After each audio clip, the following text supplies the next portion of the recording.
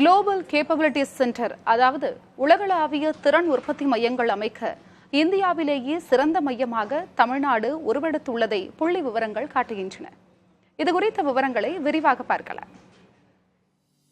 தமிழகத்தில் கடந்த 3 ஆண்டுகளில் 40ற்கும் மேற்பட்ட சர்வதேச நிறுவனங்களால் 50,000ற்கும் மேற்பட்ட வேலைகள் உருவாக்கப்பட்டுள்ளன. பிரிட்டன், ஸ்வீடன் மருந்து நிறுவனமான ஆஸ்ட்ராசெனகா சென்னையில் உள்ள தனது உலகளாவிய திறன் மையத்தை விரிவாக்கம் செய்வதாக அண்மையில் அறிவித்தது. இது உலக அளவில் இந்த நிறுவனத்தின் மிகப்பெரிய மையமாக உருவெடுக்க உள்ளது. ஆஸ்ட்ராசெனகா மட்டுமல்ல, ஃபைசர் மற்றும் ரோச் நிறுவனங்களும் தமிழகத்தில் மையங்களை அமைத்துள்ளன.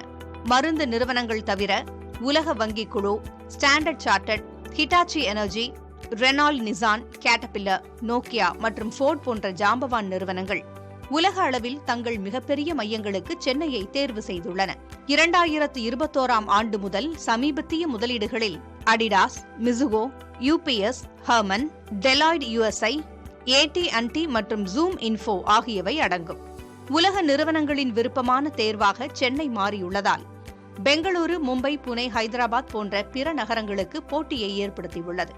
உயர்தர வேலை வாய்ப்புகளை ஈர்க்கும் தமிழக அரசின் முயற்சிகளுக்கு இந்த சாதனை ஒரு சான்று என்று பெருமிதம் தெரிவிக்கிறார் தொழில்துறை அமைச்சர் TRB ராஜா.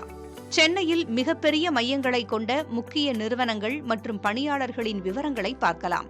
ஸ்டாண்டர்ட் சார்ட்டர்ட் 16,000 பணியாளர்களுக்கும், ஃபோர்ட் நிறுவனம் 12,000 பணியாளர்களுக்கும் வேலை வாய்ப்பை தந்திருக்கின்றன. ரெனால்ட் நிசான் 8,000 பேருக்கும், மஹிந்திரா ஆராய்ச்சி மையம் 3,800 பேருக்கும், கேட்டபில்லர் 3,200 பேருக்கும் வேலை வாய்ப்பை அளித்துள்ளன. இதேபோல் மருந்து தயாரிப்பு மற்றும் ஆராய்ச்சி நிறுவனமான ஆஸ்ட்ராசெனகா, ஹிட்டாச்சி எனர்ஜி, உலக வங்கி குழு, டெமினோஸ், நோக்கியா போன்ற நிறுவனங்களும் ஆயிரக்கணக்கானோருக்கு வேலை வாய்ப்பை வழங்கியுள்ளன.